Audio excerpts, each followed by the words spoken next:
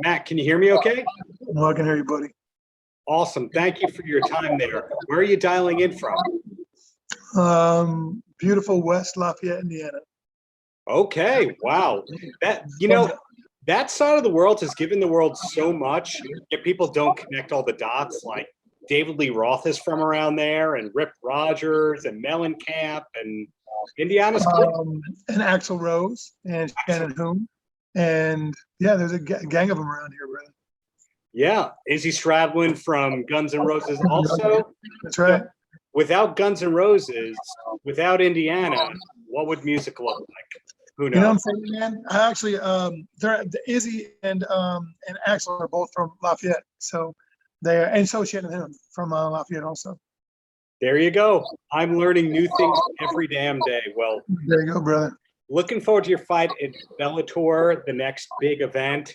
The stereotypical question here, is the camp any different for this than any other camp that you've done recently? I stayed up here, this camp, and I wrestled at Purdue a lot. I did a lot of wrestling at Purdue, heavyweights, 197 pounders, the coaches, I wanted to be more prepared. I figured that this fight could go the way of the Bader fight, where I got taken down. Not even a lot, just got taken down and ridden like a pony. So I wanted to make sure I could fix those situations. I always work on my hands. I'm always a stand-up guy. So that never took a back seat, but I just got a lot of time in the Purdue wrestling match. And Purdue was great with me. They really let me get in, get work in. And they knew my point. Like they knew it wasn't to necessarily learn wrestling. It was to learn scrambles, to get-ups, transitions. And they were really cool with it, man. They got after it with me. You're now 6 years into your MMA career. Do I have that right? 6. Yes. No, I started it. I was only Ultimate Fighter in 2009. That is more than 6. My math skills are just not too great today. Well, the bottom line is more than a decade into it. I'm sure every fight is its own animal, but at this point, you kind of know what to expect going in. Hence, your training camps, you're like, yep, I'm going to camp, that kind of thing. Is it the same diet that you've always followed, or has that changed over the years? No, I'm a sloppy dad bod. Like I could probably have abs and a 6-pack, but my wife likes chubby dudes. She's a chubby chaser, so I do everything I can to appease her. Well, right on. Compliment to you is not many people are successful. She just gave me such a sideways look from across the room. I guess I'm here to instigate today. But I was about to throw you a compliment, and that's there's not a lot of people who are successful 2-sport athletes. We'd say 3-sport if you want to go towards the wing eating competition success you've had as well, because that's a sport into itself. Did you know after your first reality TV appearance, your first fight or two, that MMA was going to be a long-term thing for you, that you were going to be in it this far? No, I did not. I had literally zero career ambitions in this at all.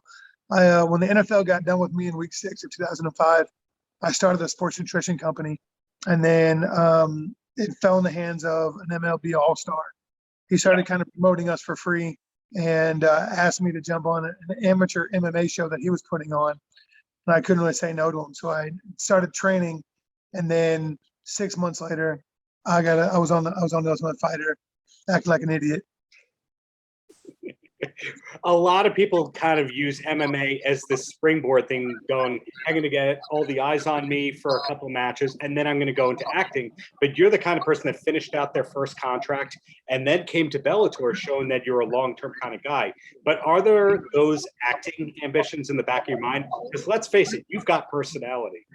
Well, first of all, I appreciate that. Second, I've been offered some pretty significant positions as far as like roles and kind of like, hey, this guy's not accomplishing the same ratings or he's not pulling the same demographics that he used to. We're looking at replacing him. We think he'd be a good guy for it. But that meant uprooting my family, moving them to California. I'm not a big California guy. And I wouldn't want my kids leaving the Midwest. I like where we live. I like anonymity. I like living in a community where nobody cares who I am or what I've done, and I can disappear and be just a normal dude. And if I were to take my kids out to California and become the person that I was proposed to become, then our lives would have been exponentially different. And that's not something I want to sacrifice. Have you always been that way, or did you have a wake-up call where you went, hey, I don't love this fame thing like other people do? I entertained it just because it seemed like it was written in the cards, right? Like it was going to be there. It was like it was the natural progression into whatever. And when I was younger, I probably would have done it. If I didn't have kids, I probably would have done it. But I'm very content and happy in my life. So I don't need to go, do other things. I'm ready to be, well, hell, I mean, like I don't even post on social media. I don't even have them on my phone, right? Like I'm very prepared and emotionally and mentally to be a nobody. I love your honesty. Well, 2 quick questions and then you're a free man, or at least you got a couple minutes until the next interview, because face it, the whole world wants to speak to you today. The first question is, what kind of music do you train to when you have the choice to choose the radio or the satellite station? That's interesting, man. My training partners in Indianapolis, we listen to a lot of 50s and 60s, a lot of like Motown. We listen to a lot of The Who, a lot of 70s rock. Training up here, we listen to a lot of like young hip hop, like Polo G and this guy and that guy and the other guy.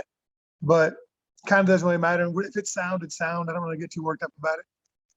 Cool. And then if you're really working hard enough, you don't hear it, so it's all right. Fair. Well, last question for you.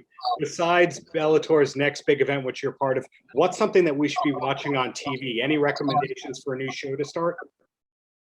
A new show to start? Man, I got all kinds of shows. I mean, I feel like they're old because we've all watched them, but like Yellowstone is absolutely fantastic. Mindhunters. Sherlock was really well written. Baby, what was that one we just finished? The Bodyguard. It's a British show. That was a good flick. What else you got, Mama? She said she didn't know, so I guess I gave all the good ones out already. Well, you've got great taste both in the ring, outside the ring. So bottom line, thank you for your time. Looking forward to your victory, and keep up all the greatness there, Matt. Thanks, brother. Appreciate it. Have a great day. Paltrocast.